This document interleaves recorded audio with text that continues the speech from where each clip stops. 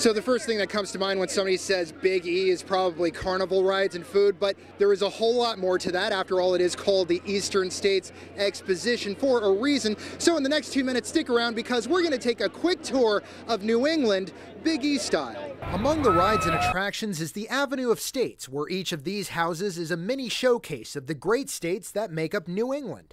First up, New Hampshire, where you can live free and harvest, giggle, and get a hug from a local.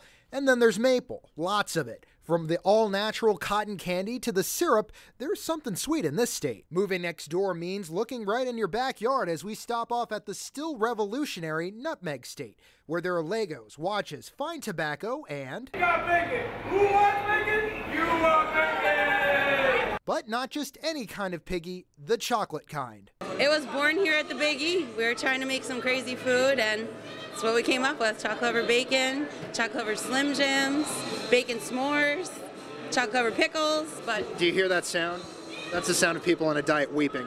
Over to Vermont, where there's peace, love, and cows. The cheddar is always better, along with some beer and flatbread pizza. Meanwhile, the sight of lobster can mean you're in Maine, where there are lighthouses aplenty, and the potatoes aren't just in Idaho. And then there are the lobster rolls. Simple, but for seafood fans, delicious. Very fresh Maine lobster, and in Maine we make them cold with a little touch of mayonnaise. Just kind of like the weather? Yeah, just kind of like the weather, exactly.